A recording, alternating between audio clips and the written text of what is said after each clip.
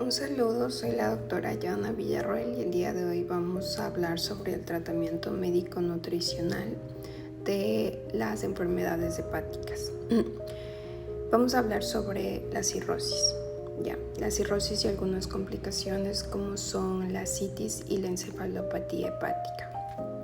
Cuando nosotros estamos hablando de una cirrosis, esto quiere decir que la hepatopatía está en una enfermedad, está en una fase terminal, es de tipo crónica, es decir, que ya tiene una larga data mayor de 6 meses.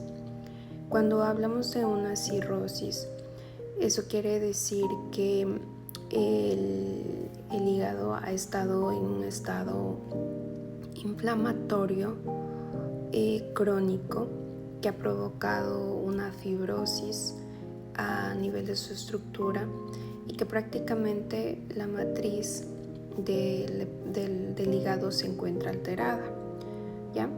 Estas alteraciones van a provocar primero una insuficiencia hepática. Cuando nosotros hablamos de una insuficiencia hepática, esto quiere decir que hay una alteración en el metabolismo de las proteínas.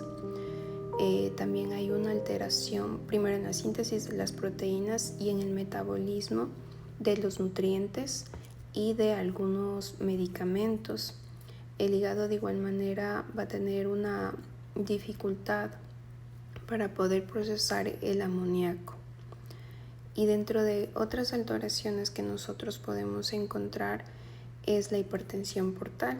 Esta estructura ya va a provocar una dificultad para el paso de la sangre y va a existir una hipertensión portal,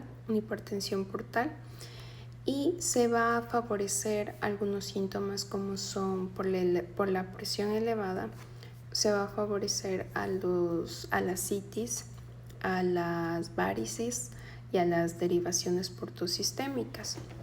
Bueno, es importante entender un poco lo que es la fisiopatología para poder entender también cómo vamos a actuar en base al tratamiento médico-nutricional.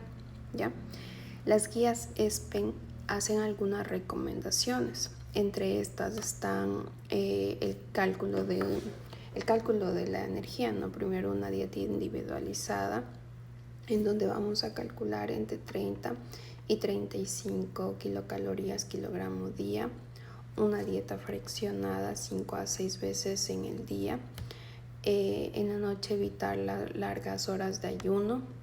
De igual manera no va a existir una restricción total del sodio y tampoco una restricción total de líquidos. Esto va a depender mucho del paciente. Cuando nosotros hablamos de los macronutrientes, en este caso las proteínas, tampoco va a existir una restricción, sino que se va a hacer un cálculo generalmente entre 1.2 y 1.6 gramos kilo día para el paciente. Y bueno, vamos a intentar mantener una dieta equilibrada dependiendo de los síntomas que se presenten. Si en el paciente nosotros tenemos una citis, que es la acumulación de líquido en la cavidad peritoneal del paciente por las causas que antes habíamos manifestado en la fisiopatología, bueno, dentro del tratamiento médico lo más importante va a ser hacer una paracentesis para liberar un poco la presión intraabdominal, porque el paciente va a tener muchísimo dolor. De igual manera vamos a utilizar diuréticos como la espironolactona, la furosemina de manera combinada. Y a pesar de que existe una acumulación de líquidos, nosotros no vamos a restringir en su totalidad el sodio, que sabemos que ayuda a la retención de líquidos, sino que lo vamos a utilizar en dosis de 2 gramos al día de sodio, porque tampoco vamos a perder la palatabilidad del paciente. Los alimentos tienen que ser agradables y debemos enfocarnos que el paciente sí coma, porque lo que debemos de evitar mucho es aquí la desnutrición y la sarcopenia. Entonces vamos a hacer un control adecuado de la ingesta de sodio, de sal. El consumo de sal debe ser aproximadamente unos 5 gramos al día, equivalente, ¿no?, en los alimentos.